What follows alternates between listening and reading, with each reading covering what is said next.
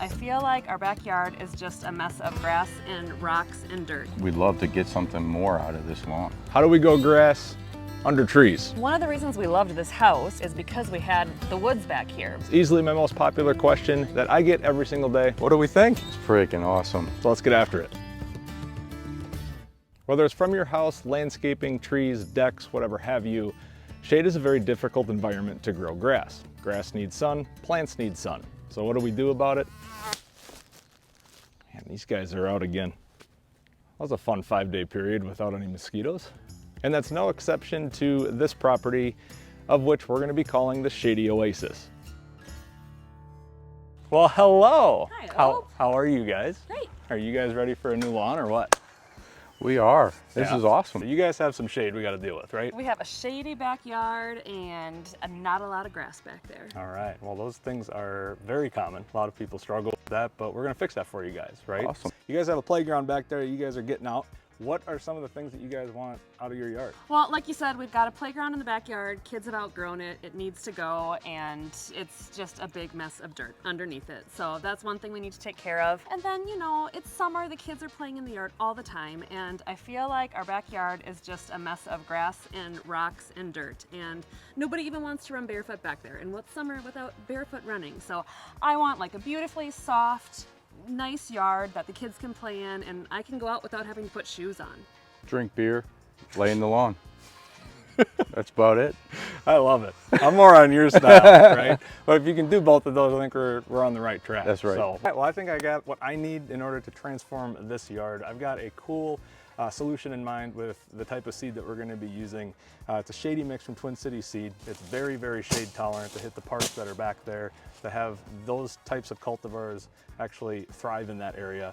And the cool part with cool season grasses is whatever we put back there in the shade, it'll also perform really well here in the front where there's more sun and more, you know, heat and things like that. So I'm going to go out to Twin Cities Seed, you guys. We'll be catching up with you guys in about a couple days and get this party started. Awesome. All right. Thanks, Hope. Good to see you guys. Take care.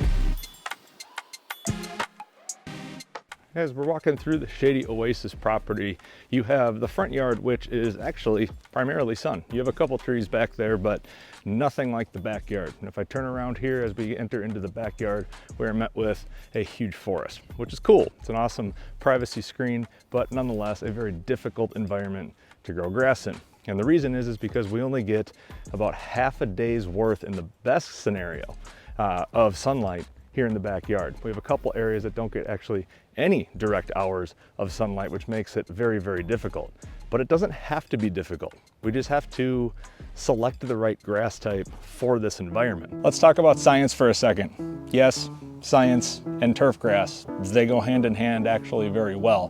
What you purchase on the shelves at your local big box store, wherever you source your seed, is backed by years and decades worth of trial and error and experiments and a vetting out process of what makes a good cultivar or a grass type a good cultivar or a grass type. If you buy a Shady lawn mix that is a high quality Shady mix, there's a reason why that is a high quality Shady mix and others didn't necessarily make the cut. If you're going to be making an investment in a seed project or anything in your backyard, this is probably where you should be spending your money. So what makes a good Shady mix a good Shady mix? There are many different studies trying to figure out what makes a great shade tolerant grass a great shade tolerant grass, so we can give you the best option available. And it all goes back to how we score grass types. And a good resource that we have is the NTEP, the National Turfgrass Evaluation Program, where we go into different environmental factors and threats that we have throughout the entire year, such as shade, such as drought, such as wear, wind, etc. And they give it a score, and that is good for that particular cultivar and grass type. Now, when you have a mix, chances are you're going to have a lot of good mixes that score well in those NTEPs from that evaluation program all in one bag.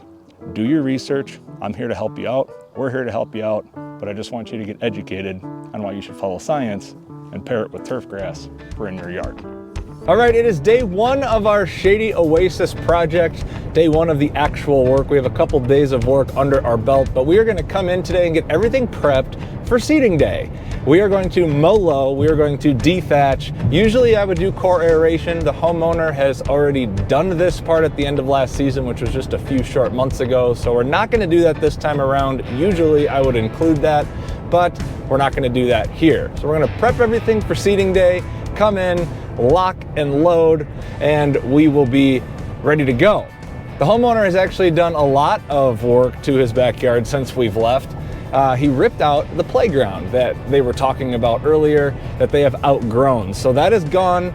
We have a blank canvas to basically do this Mow Time Makeover with. So without further ado, let's go prep this yard and get it prepped for seeding day.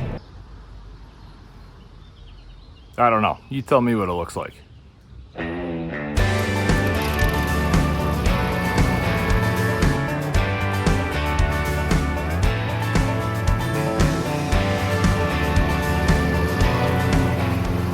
All right, we are at day 2 of the Shady Oasis project, and we woke up to a brisk, breezy morning. Almost feels like there's kind of a wind chill.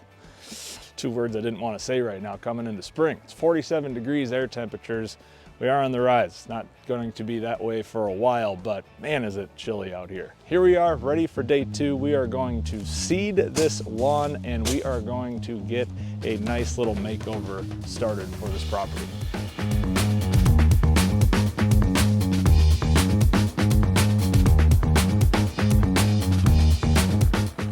All right, the work is done at the Shady Oasis project. We just got done with our seeding day, and now the hardest part to any of these Mow Time makeovers is the waiting process. So now we have to wait. The germination time on this Shady mix from Twin City Seed is anywhere between 5 and 14 days for the majority of that germination to occur in ideal soil temperatures. And as I mentioned before, we don't have those. We're gonna be a little bit cooler than ideal, so we're probably looking at about 2 to 3 weeks before all of that germination occurs, probably at our best case scenario, especially in that shady backyard. So that's the next time I'm going to be back at our Shady Oasis project, is in about 2 to 3 weeks to check on progress, to reassess the success of this Mow Time Makeover. Catch you on the flip side.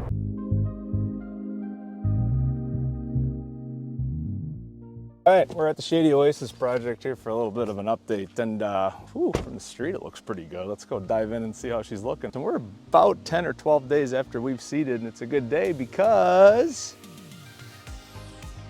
grass babies! Right behind me is that area where it was completely bare from where that playground used to be, and we're about 10 or 12 days after we seeded. So here's what it looked like before, right as we were throwing down seed. This is what it looks like about 10 or 12 days after, and the progress is really good. We've had some chilly evenings, some chillier afternoons right after seeding, so the germination has slowed just a little bit, and then you pair that with our environment in the Shady Oasis project, and boom, there you have it. So it doesn't look completely full quite yet, but this is a really good start to transforming this entire backyard. This was another area that I was kind of concerned with. It's more or less an experiment for this particular project, but this is about the only sunlight that this area gets. It's about a 10 by 10 area right behind this window, and look at it coming in. It's coming in pretty good. We still have some bare spots, but nonetheless, pleasantly surprised over here. Spring seeding can be risky. It is always best to do this in a fall for a cool season lawn, unless you know the risks. There's gonna be a lot of you who look at the risks and just decide to go at it anyway. There's a large risk because of what's upcoming in the hot and stressful summer periods, and risk of washout, unpredictable weather, and it just depends on when your spring actually starts. But here we are, doing spring seeding projects left and right, in hopes that we can teach you how to do it yourself and give you the chance and the confidence that you need to go do it and tackle your lawn. Oh my gosh, it looks so much better already. I haven't even turned the corner. He's even got it striped. What's up, Bo? How are we doing? Good, how are you? Good. What do we think? It's freaking awesome. Big changes, huh? Your playground's gone? Playground's gone. Yep. Got grass? Got a lot of grass. We can walk barefoot back here? Yeah. I know, I was about to say. Have you swam and drank a beer in your yard yet? Not yet, that's going to happen. It could happen today. It could happen, it's that soft. I love it. Yeah, it's awesome. This was a fun project. Good. And like I said, this is a common question that we always get, is how the heck do we grow grass in shade? It's challenging. There's an environmental factor that you need to grow a plant, and you don't have a whole lot of it. Yeah. Grass needs sun, plants need sun, and plants need water, which you guys have a lot of one of those and not a lot of the other. You had a project that you removed, you got the playground out, and Sean, it's gone. It's gone. You can't even see it. What happened to it? That's what she said. Yep. But your playground's gone. Playground's gone, grass is up, it's full, it's beautiful. Yeah, awesome. This area came in thick. It did. I mean, Pretty this was all dirt. Basically, when I got here, this was a complete like 12 by 10 rectangle of just soil that had just died off. So that's nice. Last fall you did core aeration. We dethatched your yard. Yep. We mowed your grass low. We collected all the clippings to get that whole soil layer kind of free to lay that seed. We got the Shady mix down on your lawn, Awesome. which is perfect for this environment to really thrive in those shady areas. Yeah. It feels lush, it's looking lush, and we're probably about 6 weeks from when we first laid our seed. Wow. And it's filled in quite a bit, and it will thicken over time, which Yeah. is the cool part. It's a beautiful lawn, and yeah, thank you for everything you did. I mean, And you striped your lawn. yes, Which is, that's pretty sweet. I came here, I was surprised that you striped them out, and actually pretty defined. knowing your lawn and seeing a fairway once in a while, this lawn is getting there. This is good. All right. This yeah, is good. yeah. It was fun. So, and good. and you need a thick lawn to do that. So Yep. that's always good. So Absolutely. you got that, and now you can be out here barefoot, swimming in your lawn, drinking some beers. Absolutely. Hey, we're Can't happy. wait. So. Another successful Mow Time Makeover is in the books. Join me for more episodes this spring as we get ready for your next project in your own yard. As for me, I'm Ope. Thanks for watching, and we'll catch you next time. Oh yeah, that's real nice. That's so soft. Whew. Right there. Yep. Mm-hmm. Tell you that's real nice. Oh, not gonna lie, that's soft, softer than ever. Cheers to that.